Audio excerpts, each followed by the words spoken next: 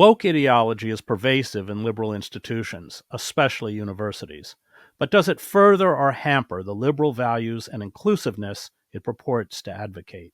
It seeks to transform society through what Christian Parenti calls the moralizing micropolitics of politicized etiquette. It is fixated on the politics of language and symbols, the sins of cultural appropriation and misnaming, and calls for centering historically oppressed groups. It advocates identity politics, prioritizing race, gender, indigeneity, sexual orientation, physical disability, mental health, diagnoses, immigration status, and socioeconomic status over political content. Woke discourse, Parenti writes, is imbued with a therapeutic mentality expressed in a safety-obsessed incantations about harm, trauma, healing, care, and doing the work. Personal struggles take precedence over political struggles, but as Parenti argues, wokeness is deeply anti-intellectual, endowed with a moralizing that draws a distinction between the politically clean and unclean, friend and enemy, good and evil. It demands the censoring and canceling of the politically incorrect, along with books and ideas. Woke culture has displaced old-fashioned universalist class politics, the fundamental struggles over who produces wealth, how, and for whom.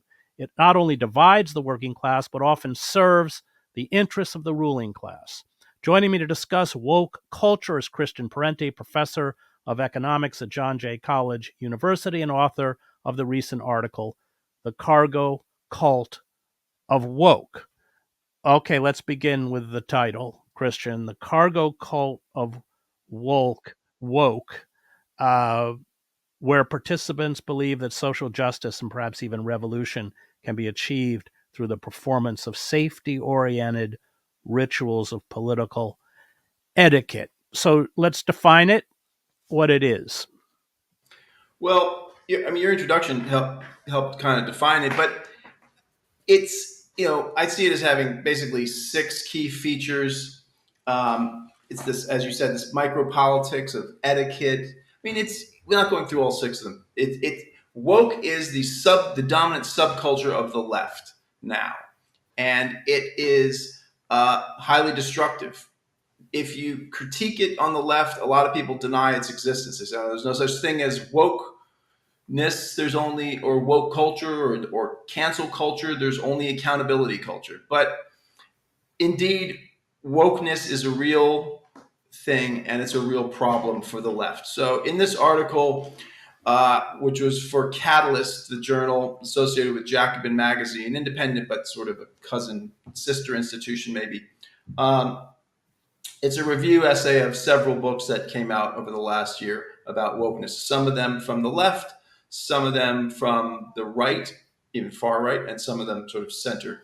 And I go through their explanations and try and unpack them. And there's actually a second half of this, which the article in its first draft was too long, and a lot of it was left on the cutting room floor, which I'm currently turning into another article, which gets kind of deeper into the history of how the left arrived at this. But the main problem with wokeness is that it effectively purports to offer total transformation of society, even revolution. But it is in reality, it comes at the expense of universalist class politics that seek to redistribute wealth and seek to change how wealth is created, and seeks to grapple with the questions of how wealth is produced, by whom and for whom, right? Those questions drop away, and frequently woke ideology purports to want to arrive at the same place. Many proponents of woke will even claim to be socialists and Marxists, but I argue that in reality, it doesn't add up to class politics, and it really, more often than not, comes at the expense of good old universalist class politics. And the great irony, one of the greatest ironies in all of this, is that it is, in fact, universalist class politics that delivers the most for whatever hypervariegated subgroup of the most oppressed there is. That might sound snide, but I don't mean it that way. So, as I say in the article, if Black trans people suffer disproportionately from unemployment, lack of medical care, lack of adequate housing, etc., The irony is that universal provision of those goods would disproportionately benefit the most marginalized black trans people, for example, right? We see that logic at work in Social Security. Everyone pays into Social Security, though the rich, of course, stop paying after whatever it is, like $170,000. Maybe it's $150,000. It's only that's the first 150K you're taxed on. But anyway, the point is everybody pays into Social Security according to their ability, and then everyone receives Social Security, both millionaires and elders who otherwise would be homeless. And who benefits disproportionately from the Social Security check? The poor, the poorest benefit disproportionately. For the millionaires and multimillionaires, whatever Social Security pays them is doesn't have a material impact on their life. It's not that important. But the average working class senior, that check is transformative. If they didn't have that, millions of them would be homeless. So that I think that's an important thing to keep in mind when arguing for and considering a return to or an amplification of a universalist class politics. That it is, in fact, very good for all of the ultra oppressed groups who are that woke ideology purports to serve more efficiently and foreground most. And Well, I think, in other words, the long story short is that woke doesn't deliver on its own goals. it's And it even can't as you write in the article, it's even pernicious in the sense that it's become a bludgeon in the hands of the corporate state. You call it authoritarian and profoundly anti-intellectual. You write others on the left privately bemoan wokeness and its safety obsession, but in public remain quiet for fear of attack from woke online mobs. I think this is especially true in universities. At Princeton, for instance, that woke culture has banned the great black novelist Richard Wright as a misogynist, and so they don't teach him. But let's talk about that authoritarianism and anti intellectualism. Yes, I mean, I opened the article with a recent example of the anti-intellectual and authoritarian nature of woke ideology. The American and Canadian Anthropological Association, at their annual meeting, canceled unilaterally from the executive committee, canceled a previously approved panel called "Let's Talk About Sex, Baby: The Enduring Importance of Biological Sex to Anthropology." And their explanation was that, well, this could cause harm to trans and LGBTQ members of the association. I mean, that's kind of bonkers that the Anthropological Association doesn't want to have a panel discussing, contemplating, grappling with what role should biological sex play in the discipline, right? And they didn't do it by some membership vote. It was done last minute after scheduling the panel, from the top down. So, I mean, that's an example of the woke authoritarianism. But I mean, it's everywhere in that it's one of the preferred strategies these days. This cancel culture of online mobs targeting a person, going to their employers, their funders, whatever, and trying to get them fired, canceled, etc. I mean, we saw this with countless people, many of whom deserved it, but it also can run amok. So that's how it's authoritarian, and it's anti-intellectual in that it has this intolerance. That you are not allowed to explore if you're going to stay in the good graces of woke ideology and those who purport it. You can't ask difficult questions. You have to sort of assume the right language, et cetera, et cetera. I mean, it's also just incredibly divisive. One of the books discussed is Yash Gamok's book, The Identity Trap, and he has some really surprising examples of just like racially segregating 5-year-old kids in some elite private school. There's a number of examples of this kind of like just racist, but in the name of anti-racism, segregation of young people in private schools. But it also examples of this in public schools. You just wonder, like, how could that even be legal? So in that regard, it's incredibly divisive, and yeah. Well, you quote Adolf Reed at the end, and he refers to this anti-racism as class politics. I think explained that idea, and also this you note that woke politics professes concern for the downtrodden, you say it's right in content because it is compatible with economic exploitation. Yeah. An example of that is that I cite in the article is how the CIA had these online ads called "Humans of the CIA," and one of them was a Latino who has this amazing, like flawless woke Okay, riff about you got to read how. it. Do you have it in front of you? If not, I'll read it. Yeah. Um, yeah, it's pretty. It's pretty remarkable. Okay, here we go. Yeah, Humans of the CIA. So this is what she says. She says, "I'm a cisgender millennial who has been diagnosed with generalized anxiety disorder. I'm intersectional, but my existence is not a box-checking exercise. I did not sneak into CIA. My employment was not and is not the result of a fluke or a slip through the cracks. I used to struggle with imposter syndrome," says the spy. "But at 36, I refuse to internalize misguided patriarchal ideas of what a woman can or should be," right? So this is from the CIA, right? An organization that goes around overthrowing governments, assassinating people, and we should say has a long history of meddling in American politics and American culture in very destructive ways. So if the CIA can try and legitimize itself with wokeness, then that really shows you kind of how flexible it is in terms of its relationship to power.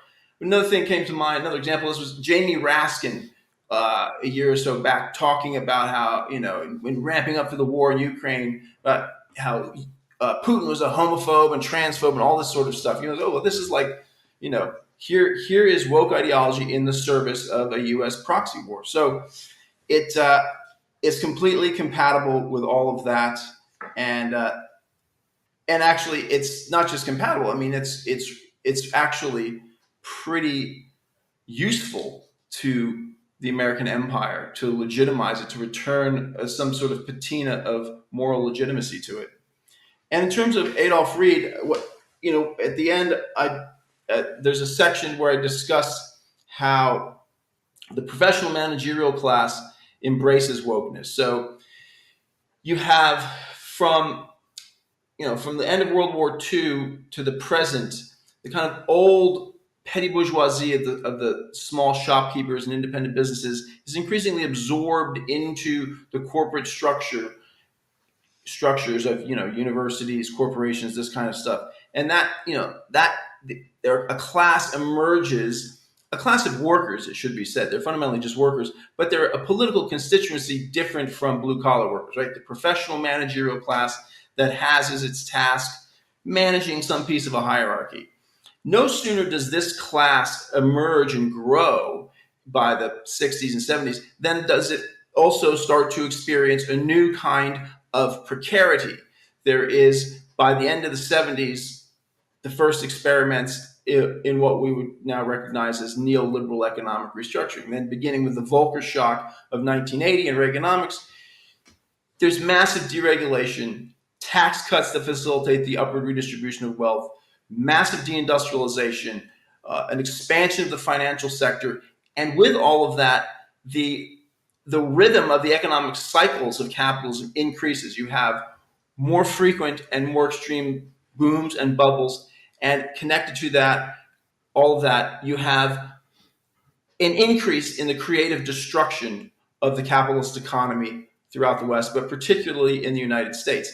And that means that this professional managerial class, pretty much as soon as it sort of reaches its peak form, also finds itself under all sorts of stresses. The company you work for is now likely to be bought out and restructured, and so people are constantly struggling to maintain their position. You see it very clearly in academia. The number of adjuncts has increased massively in academia, while the overall number of faculty has kept up with and matched the number of students. The number of tenured professors has shrunk radically, and the amount of people working on short-term contracts has increased enormously. That introduces an intense precarity and fear of falling, as Barbara Ehrenreich put it in her great book by that title. And so woke ideology, wokeness, serves as an armory, an arsenal for the professional managerial class to draw weaponry and armor from in their increasingly Hobbesian war of all against all for posts. And that is an important kind of material incentive for what drives this. And that there are real material stakes for people. And one way a professional member of this class can get ahead is by using these tropes to advance themselves and defend themselves. But you say in the process, you say it erases class politics. Not. Yeah, well, it erases the larger class politics of thinking about one's relationship to the means of production. Does your income, is it derived from the ownership of capital, or is your income primarily from the sale of your labor? Be that labor unskilled or highly skilled, it's still fundamentally the same kind of relationship that a worker, be they a highly trained doctor or a ditch digger, has to the business, right? Which is fundamentally different from owning the business and opening your dividend statements once a month and cashing checks. And of course, there's a hybrid. This is a kind of ideal type, right? Many workers also receive a little bit of income, through ownership of capital through their 401k, et cetera, right? And there are plenty of rich people who also work and get high wages as managers and owners of businesses, et cetera. But that's the fundamental question at the heart of class politics.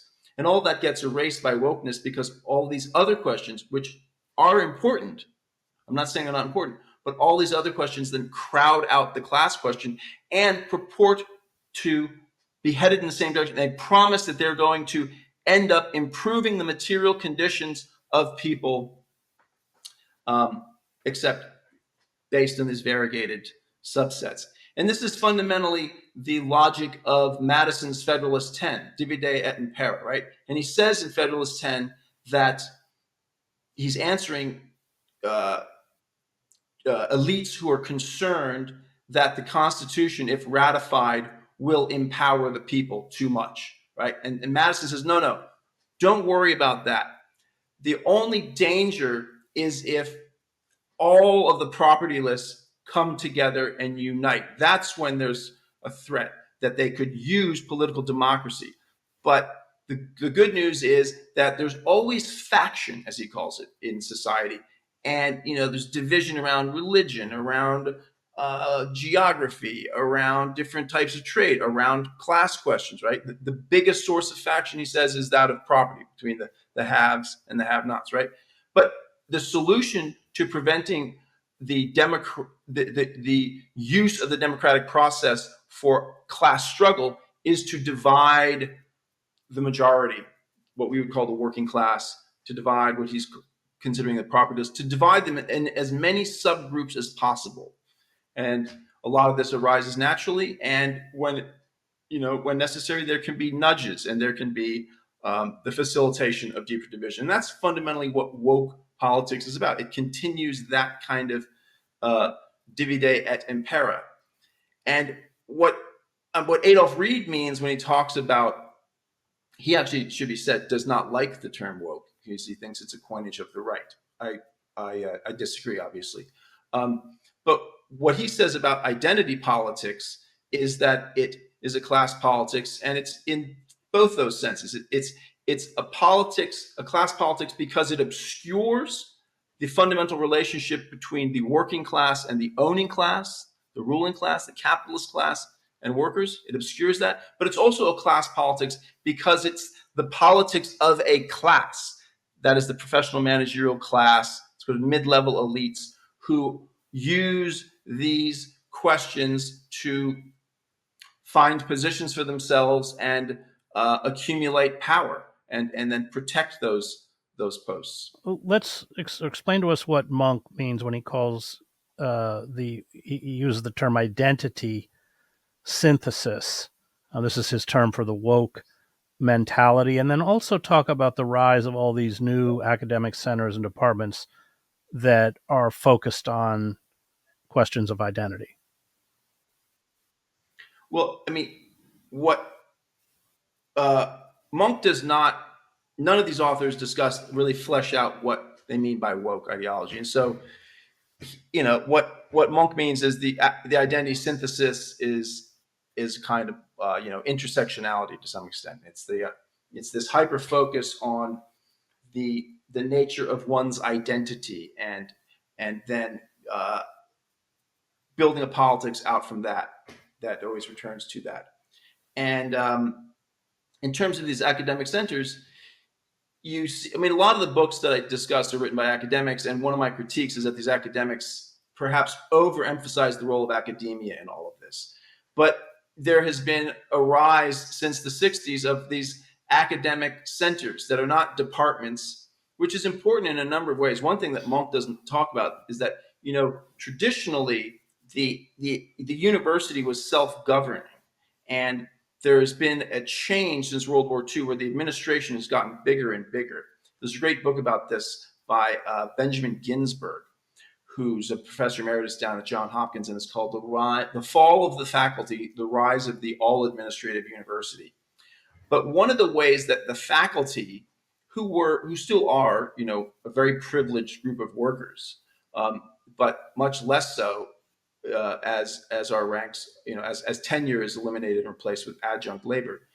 But one of the ways that the faculty are weakened is, instead of channeling resources to departments, academic departments that are still self-governing and often kind of little democracies, contentious, often terrible places to work. Not the one I work at, which is a great place, but these centers dispense with all that bureaucracy. You don't have like faculty voting on hires, faculty voting on curriculum changes. These centers usually are built around one charismatic individual, and they appeal to funders, and the funders have undue influence, direct influence on the content of what is going to be researched, presented to the public, etc. And what gets funded, surprise, surprise, is not working class politics, the class struggle, anti-imperialist, organizing. It is this divisive politics of ever more rarefied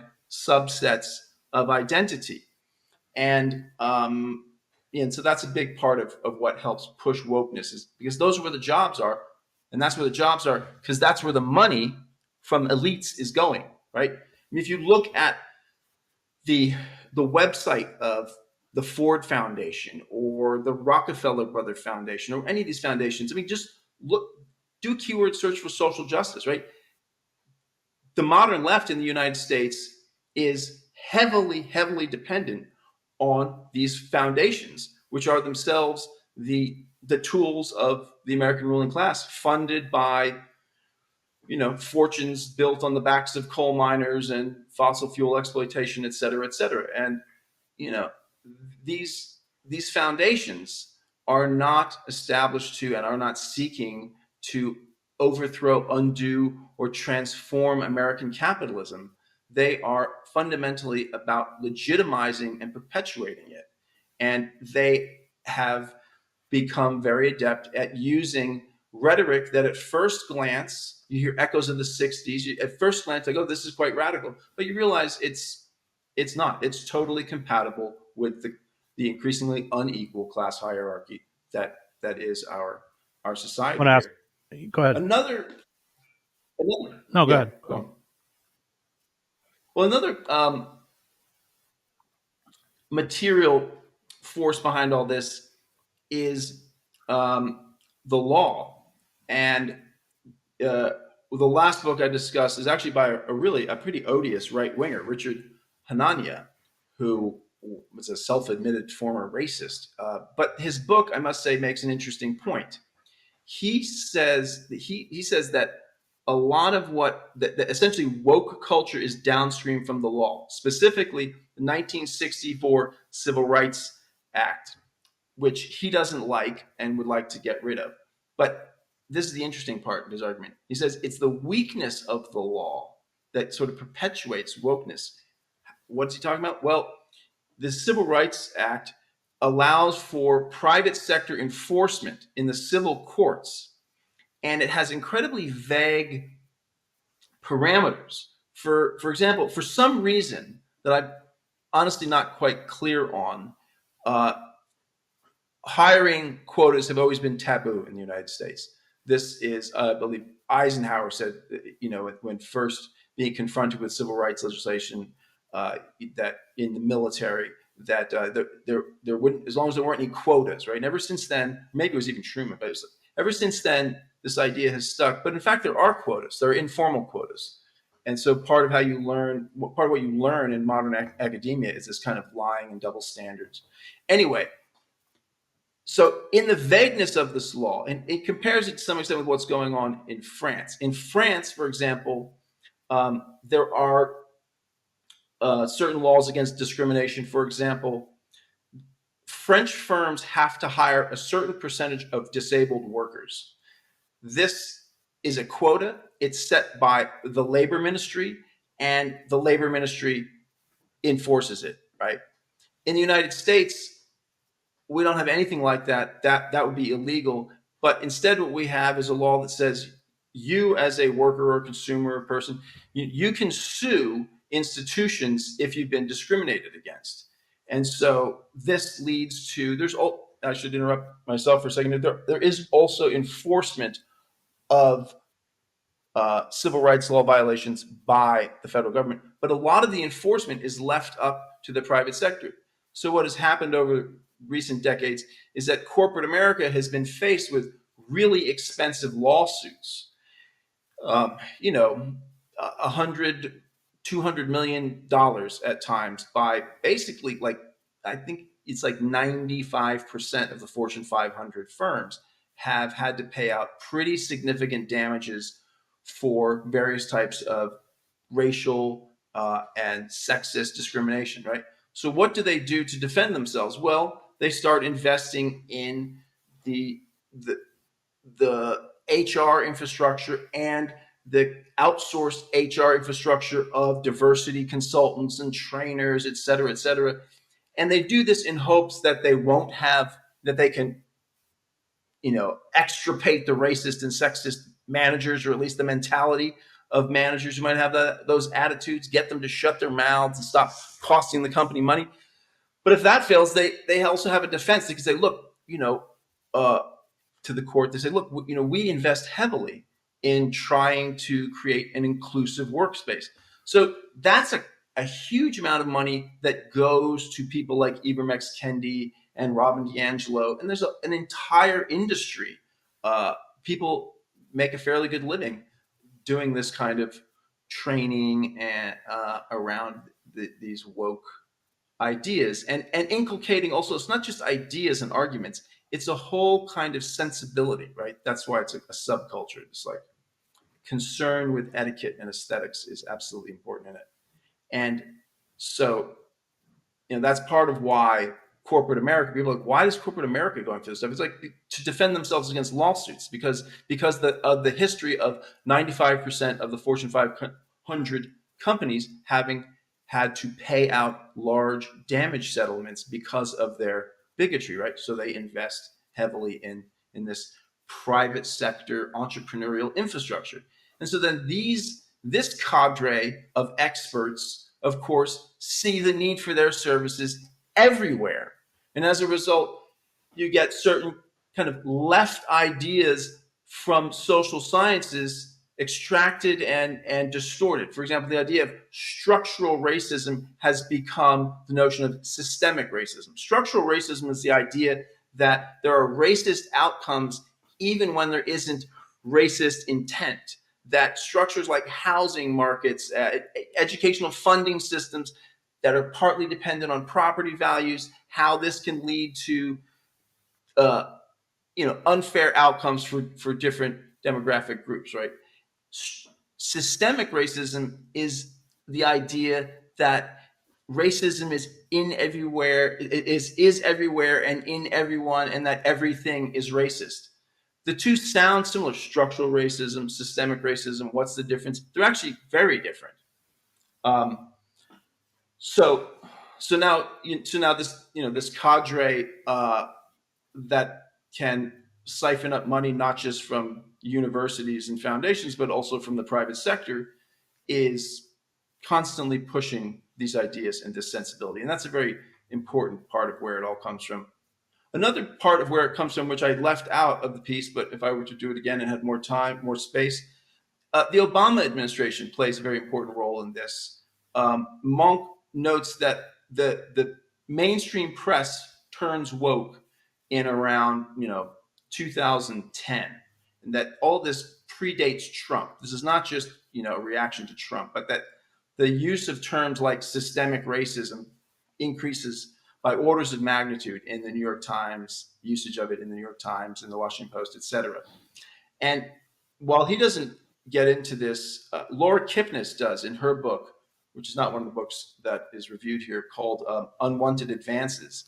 And that she shows how the Obama administration's interpretation of Title IX and the use of what it called dear colleague letters really kind of set off a kind of sex panic on campuses that that she documents in a critical fashion, and that's a very good book. But I think that's a very important part of the kind of explosion of woke, as well as those Obama administration dear colleague letters about how Title IX is to be interpreted.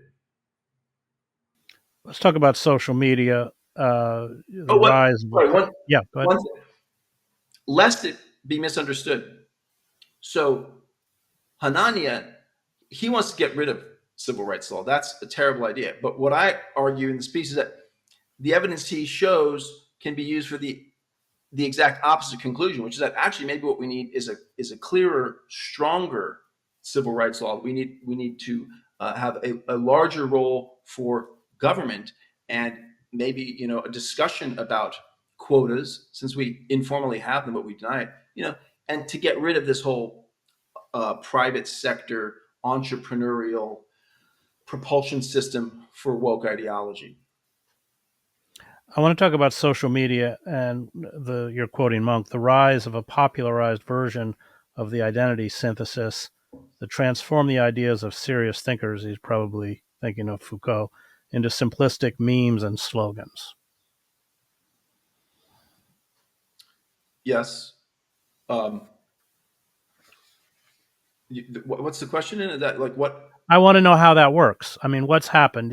So you have figures like Edward Said and Foucault and others, but it's the reductionism, how they're very complex, often, and especially with Edward, nuanced ideas are reduced to a simplistic formula to serve woke culture. Yeah. Well, I mean that happens. I don't think that Monk's account of that is particularly good. All of the academics, take up this case against post-structuralism, and I mean they have a point. I mean, what happens? But the thing they leave out is the following: what happens simultaneously with the arrival of post-structuralism from Europe in the late 70s, early 80s. Simultaneously, there is the legacy of McCarthyism, right? In the background of all this has to be understood the impact of the Red Scare. Taft-Hartley. So in the second half of this article, which I'm working on now, which is almost done, I get into the role of Taft-Hartley. This is very important. So Taft-Hartley doesn't just weaken organized labor in a quantitative sense, but also qualitatively undermines all sorts of practices of solidarity that help build class consciousness. Let me just interrupt to explain. Yeah. This is the 1947 Taft-Hartley Act, which essentially prohibits any kind of sympathy strike. It absolutely cripples the ability of striking workers to have any kind of impact. Right. Boycotts, sympathy strikes, these kinds of things. Communists are purged from the CIO. You've got the Smith Act, where socialist politicians are actually prosecuted. You've got McCarthyism and the Red Scare, and this continues on. You've got then the blossoming of this kind of radicalism of the New Left, but pretty quickly thereafter, there is very serious red baiting all the way through. There's red baiting within the universities, and lots of Marxists lose their jobs in university. And so what happens is that this new radical theory from Europe arrives, which is a reaction, for example, from the pen of Foucault. I mean, Foucault is a member of the French Communist Party for a while, but in the 50s, the French Communist Party was hegemonic among intellectuals, and it didn't always have good ideas, and it had a kind of bureaucratized culture, and there's plenty about that project to critique. And so Foucault is part of a generation of left intellectuals who become increasingly anti-communist while promoting new kinds of radicalism. And so that's what Foucault is taken up for in the US and others, right? And so, like, as a vacuum is created by the continued red baiting and blacklisting of professors. My father was one of these people. He was, Yale educated PhD, and went and was treated very well until in the 60s his students started radicalizing him, and he became a radical and a Marxist, and thereafter found it very, very hard to get and keep jobs. A lot of Marxists had this experience. And let me just interject there. You're talking about Michael Parenti. Your father's Yes. also written several great books. But Ellen Schrecker has done, if you want to read about the history of how brutal these purges were, right down to the high school level, where the FBI would show up at a high school with a list and no questions asked, no evidence. Suddenly, not only did all of those teachers lose their jobs, but they couldn't get hired anywhere else. So that's a moment in American history that's extremely important. And Ellen Schrecker wrote two good books, No Ivory Tower and Such Were the Crimes, I think is the name of the other one. But she's chronicled that history. And I didn't know how pervasive that blacklisting was until I read those books. Yeah. So that creates an atmosphere of hostility and a vacuum. And then into it come these enticing new ideas about how, well, there's a different kind of revolution and radicalism that focuses on the micropolitics of resistance and the politics of identity, et cetera, et cetera. And part of the critique that makes this post-structuralist wave so appealing is that, so, we'll look at what, Foucault's argument is that Marxism is this incredibly powerful theory, and it's essentially the height of the Enlightenment and Western metaphysics, and it nonetheless, in the hands of the Soviet state, helps produce the gulags, right? So the problem is making any kind of sweeping truth claims. And so you have to push back against that and kind of want to like shatter shatter epistemology and knowledge into smaller pieces. And this became very useful and very appealing to academics because it was a way of being radical, a way of being subversive, and also a way of speaking to real problems. There really is racism. There really is sexism, right? Disabled people really are mistreated and shunned, right? So you can talk about real problems and be radical and propose radical transformations without confronting the class hierarchy of the society, which is, where the power really lies. It's not that these other issues aren't important. They are. But it's like, in most cases, the solutions to those problems require the redistribution of resources, which only comes when the ruling class, the capitalist class, the owning class are confronted, right? And so post-structuralism allows academics to pursue a kind of left politics that minimizes, in some cases, is even openly hostile to a class analysis and to class struggle. So a lot of this story comes down to detaching class struggle from cultural struggles. And what woke is the continuation of all of the goals of the Enlightenment left, but in the realm of culture war, in the realm of cultural struggles. And that material conflict is increasingly elided and erased. And isn't it done through the twin evils of relativism and subjectivity? Yeah, I mean, I'm not sure I would call them evils. I mean, because but those are the methods for sure. It's like so, yeah. The question becomes subjectivity, and a kind of moral relativism is introduced, which is at first glance it's about undermining the the the bigoted ideologies that had dominated in the West, and say, well, no, it's like there's all sorts of different ways of being, and homosexuality is not a mental illness, right? And everyone deserves full civil rights, right? So that's there's some important work that's done by relativists. Say, well, just because your worldview is such that you think this is a sin doesn't mean you're right. You just have a point of view, and there are all sorts of other points of view.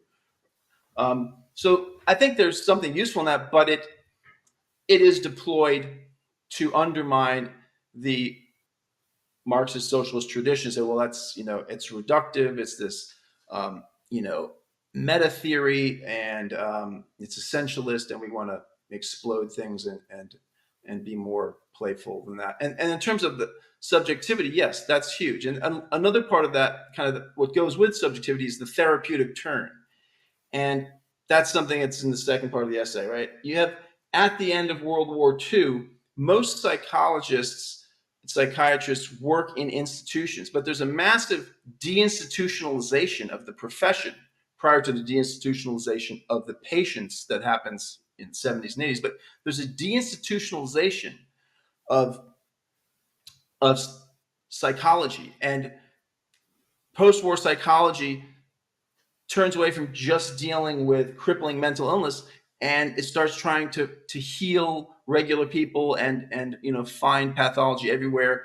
And there's an explosion of this stuff, and you see it taking on a rather malign form, unfortunately, in the New Left. This is the second half of this essay, which is not published yet, but you get the rise of these um, politicized therapy groups. There's one I've written about elsewhere called reevaluation counseling, which comes out of this guy Harvey Jackins, who was one of the founders actually of Scientology. He was sued by L. Ron Hubbard for stealing a lot of Hubbard's ideas. And reevaluation counseling is still very big on the left. It's associated from 1971 onward increasingly with the Movement for a New Society, which is a group of comes out of sort of like Quaker movements, and they are they advocate collective living, and they're very involved in the Movement for a New Society. Is very involved in the anti-nuke struggles and the Central American Solidarity struggles, and then the anti-globalization struggles, and then they disband, but their influence is still there in this kind of anti-communist but very radical quasi-anarchist, but detached from the traditional anarchist theories. And they are all also very influenced by Gene Sharp, who is the one of the best known proponents of revolutionary nonviolence. But unlike King and Gandhi, he's secular. He doesn't have a religious cosmology and morality driving him. His approach to revolutionary nonviolence is very technocratic, and he's actually spends the first 30 years of his career at a Defense Department funded think tank. He is not necessarily directly funded by the Defense Department, but this think tank at Harvard called the Center for International Affairs. When he arrives there, Henry Kissinger is one of the co-directors, and the U.S. defense establishment uses Sharp's ideas to basically build out the color revolution toolkit, right? So those same kind of ideas are increasingly permeating the new left. Reevaluation counseling is just one example of this stuff. These encounter groups, like the radical women's liberation movement in the late 60s, begin these encounter groups. And Cesar Chavez famously gets wrapped up with one of these kinds of basically cults, Synanon. So subjectivity becomes a battleground for the left, and from the 60s on, it's seen that individual subjectivity is in many ways the path forward for larger social change. You could argue that it's the other way around, that people's subjectivity changes when the structures they're embedded in change. I mean, of course, it's a bit of both, but you know, um, anyway. So that that whole psychological turn within the society and then within the new left is a very important part of the origins of woke. There's a small point, but I think an important one. You talk about the avoidance that causes left intellectuals to brag openly about not reading their political enemies is itself an expression of woke secular religiosity. The right is haram. Do not touch it, lest you too become unclean. So there's all sorts of figures who I don't necessarily agree with. Karl Popper, I have huge issues with Reinhold Niebuhr, and yet these intellectuals deeply have informed my own understanding of the world around me, although ideologically I'm not always in tune with them. And I think that essentially by bifurcating the world into those who are acceptable and those who are not, it is anti-intellectual, intellectually stunting. It stunts us. Yes. Yeah. And anti intellectualism and authoritarianism are deeply linked. One saw this during COVID, right? There was zero discussion of any dissent from the official line around any of these measures, lockdowns, uh, the use of experimental vaccines, mandates, firing people who didn't want to take these vaccines. There was no discussion on the left about this. Go back and search the pages of Jacobin, search the pages of Catalyst, in which this article appears. Search any left journals pages. There was no critical discussion about any of that. Um, and and in fact, that facilitated what I consider to be intensely authoritarian and destructive policies. Right? That's just one example of how anti-intellectualism facilitates authoritarianism. If you're not allowed to think, if you're not allowed to read certain authors and let your mind wander, you're going to end up in a very sterile, repetitive cul-de-sac. And I think that, frankly, I think that's where a lot of the left is at these days. It's cutting itself off for more interesting ideas, and it's one of the ways that the right has gotten a kind of cultural upper hand on the left by perhaps cynically, but entertaining ideas. And all people, I think, are intellectually hungry. Uh, they might not seem intellectually hungry. I'm not saying that they all, everybody wants to read esoteric theory. No, but people have ideas about stuff. People have ideas about reality. I mean, the number of people in this country who are interested in things is enormous, right? And if the left is just offering a set of kind of just so stories and prefabricated pat answers, it becomes intellectually boring and people will turn away. So that that's another problem with all this stuff, that in shutting down and policing thought and policing speech and policing thought and turning away from the unclean authors and ideas, the left is painting itself into a corner. You write that millennials, which I think is true, are kind of shaking off a lot of this woke culture. Yeah. um, I definitely see that. Partly because it's for them, it's the establishment. It's not edgy. It's the guidance counselors and the principals that are, you know, uh, pushing the trans club, right? Nothing against trans rights, right? I support all of that, but don't be surprised if there's a backlash when that becomes the official ideology, and everyone is supposed to just like accept the preconceived arguments of that lobby essentially. And so yeah, you get people who are you get younger people who are turning away from that. unfortunately, sometimes into some pretty destructive directions. But also, I think they're just getting over this stuff. And there was certainly a blossoming of a kind of socialist politics in the last 20 years and a revivification of Marxism. I mean, my generation, Gen X scholars, I mean, we got hammered by this post-structuralist moment and the anti-communism and anti-Marxism that was central to that stuff. And so you learned, perhaps even without knowing it, that you were not supposed to get too into those ideas. You could sort of assume their existence and utility, but you don't want to dig into that too much. I mean, I was explicitly told such things by a British socialist criminologist, Ian Taylor, great guy, passed away, but you know, he said to me, he said, I think it's important you don't identify as a Marxist. And he had identified as a Marxist for the first half of his career, but he was telling me this in the mid '90s, and he was saying it was like, because you're not going to get a job if you do that. You know, they're going to red bait you. He didn't say that part, but that was implicit, right?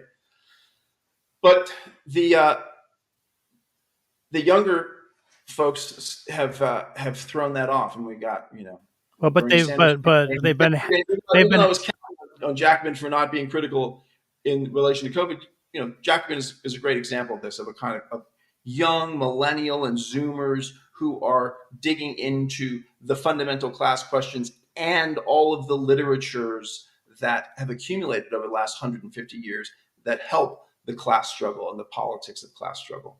Well, because this generation's hammered economically. Mm-hmm. I mean, yes. they have been completely betrayed by the system. Yep. A friend of mine out west who was in DSA when it was blossoming, I asked him, I said, what's like, why are all these people into DSA? And he recounted how they were in some meeting and like everybody went around and told the story of what happened to their families in the 2008 crash. And a lot of these people, like, 70% of the people in the room were like, yeah, my parents like got divorced because, we lost the house, or it was just like, just stories of real suffering among middle class people. But there was this like economic trauma. I think that's actually the key rupture that helps explain the revival of socialist politics and kind of Marxist thinking. Not that socialist politics and that Marxist thinking always has everything right. No, not that it's just complete in and of itself. No, but it is absolutely important to focus our intellectual efforts and our political organizing on the core class questions about who produces wealth, how, and for whom, and to think about ourselves in relationship to those material questions, because the vast majority of us make our living by selling our labor. And the way life is going to improve is if everybody comes together and struggles for what they all need in common against the few, the increasing few who are hoarding more and more, and in the process, in fact, creating bubbles and crashes that damage all of us and even freak out some of those owners of capital. Well, we haven't seen an oligarchy. I mean, figures like Bezos, what are they worth? $180 billion. I mean, you'd probably have to go back to pharaonic Egypt to find this kind of disparity, and then a system that they have distorted to essentially impoverish the rest of us and funnel wealth upwards. And that makes you ask the right questions. Yeah. Yep.